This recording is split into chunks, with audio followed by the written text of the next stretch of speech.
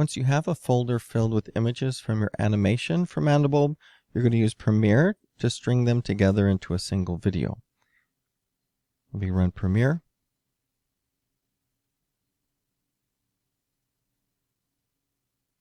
I'm going to make a new project, and I'm going to name it 241031 Desert Cliff.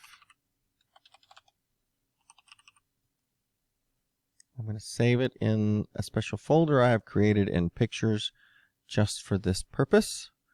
So that's the folder, there's the name, and I'm just going to create. You can make a sequence here, but I like to just click Create, and then I will make my sequence. You can see me do that. File, New, Sequence, and I've chosen Legacy, 1080p, 30 frames per second. I tend to make this master, but I may have several of these, so I'm going to call this one Desert Cliff. And I'm going to import the folder named Desert Cliff.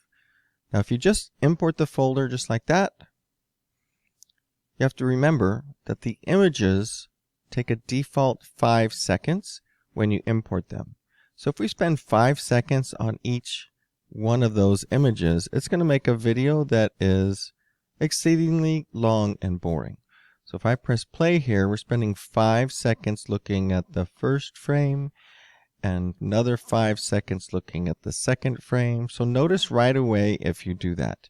This one with 1250 is going to be an hour and 43 minutes of very boring stuff. So I'm going to just delete this folder, clear it out, and yes, I want to get rid of it. And I have to make a change first. So all that was to point out that if you don't go to Preferences and go to Timeline, because we're changing what things look like on the timeline,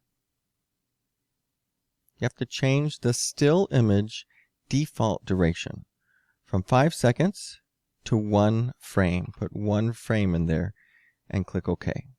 You can't do that after you import it. It must be done before. I'm going to click Import Folder.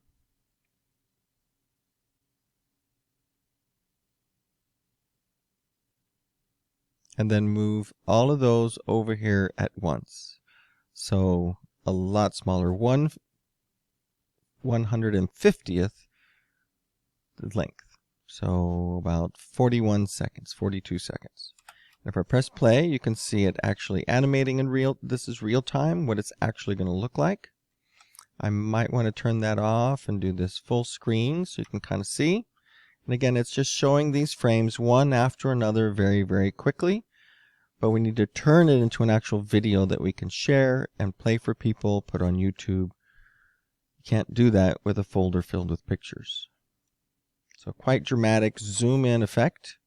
Now if it's just zooming into the center the whole time, we could have just made basically a couple of keyframes and just said do this over the course of many frames. But a great animation, I have added a loop animation at the end, and I put an extra like 250 frames so it has time to get back to that beginning. What that does is it lets us loop this endlessly because the last one is the same as the first one. Let's export this. File, Export. I'm going to use the media encoder. That way we can see the job and make changes to it. Here's media encoder with this one ready to go. If we just change this name, I exported it once so it already knows Desert Cliff. If you click on it, you can change the name here. Let's put today's date, 24/10/31, Desert Cliff, and press play to actually do the encoding. So these shouldn't take very long on these computers, but there you go. That is turning your frames that you animated in Mandelbulb and rendered into an actual video that we can share and show.